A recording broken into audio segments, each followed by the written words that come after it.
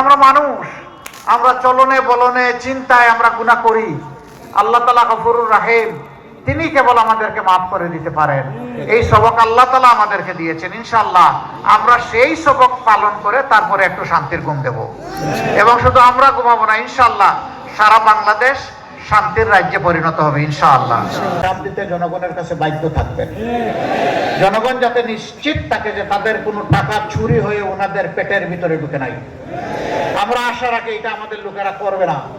তারপরে আপনাদেরকে আমরা বলবো যে চোখ খাড়া রাখবেন, কেউ যেন সামান্য ডাইনে বায়ে একটু হেলতে না পারে।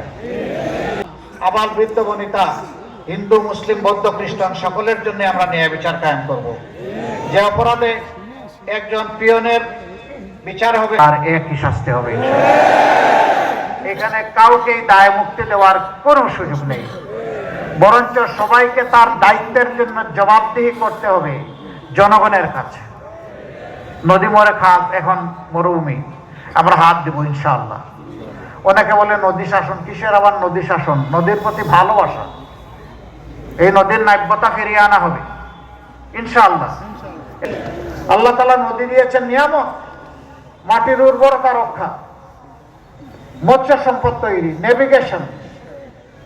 আমরা নদীগুলা পেয়ে তিলে তিলে খুন করে ফেললাম, কিন্তু এই নদী ড্রেজিং এর জন্য প্রতি বছর বাজেট বরাদ্দ ছিল। কিন্তু বিপদ ডেকে আনবেন না, আমাদের ধৈর্যের পরিচয় নিতে, পরীক্ষা নিতে চাইবেন না, খাতুকুতু দিবেন না। আপনারটাকে আমি সম্মান করব, আমারটাকে আপনার সম্মান করা লাগবে। এবং শেষ পর্যন্ত জনগণের কাছে ফিরে যেতে হবে। তারা যার উপর আস্থা রাখবে, তাদের ভোটের আমানত দিবে, তাদেরকে আমরাও মেনে নেব, আপনাদেরকেও মেনে নিতে হবে। এর নাম হচ্ছে এসেন্স অফ ডেমোক্রেসি, গণতন্ত্রের সৌন্দর্য। এর বাইরে আমরা কিছুই দেখতে চাই না। প্রশাসনের ভাইদের কাছে আমাদের অনুরোধ, আপনারা অন্য কোনো দেশ থেকে না, আমাদের মতো এদেশেই আপনাদের জন্ম হয়েছে। এদেশের মায়েদের গর্বে আপনাদের জন্ম এবং এই দেশেই আপনারা আছেন। দেশ ভালো থাকলে আপনারা আমরা সবাই ভালো থাকব। আমরা প্রশাসনের কাছে কোনো ধরনের কোনো আনুকূল্য চাই না, কিন্তু আপনারা আপনাদের দায়িত্বের জায়গায় কোনো দলের মুখের দিকে তাকাইয়া কিছুই করবেন না। অতীতে অনেক ক্ষতি হয়ে গেছে এই দেশে। লটে লটে এ প্লাস, যদি বলা হয় এ প্লাস বানান করো, আসমানের দিকে তাকায় থাকে।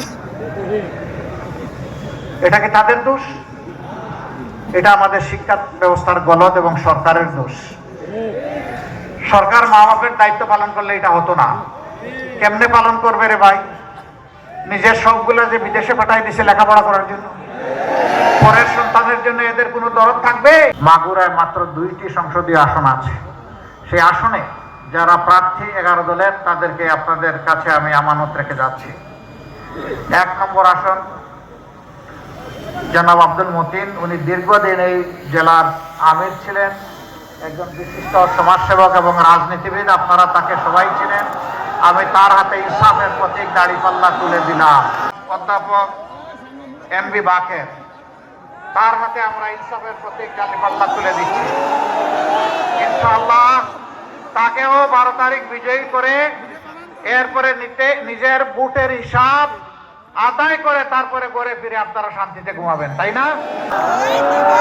আপনারা কি ইনসাফের প্রতীক দাড়িপাল্লায় আছেন? ভাই বোনেরা, মার্কা আছে? কি মার্কা? আরো জুড়ে মাগুরায়, সারা দেশে 12 তারিখ ইনশাআল্লাহ।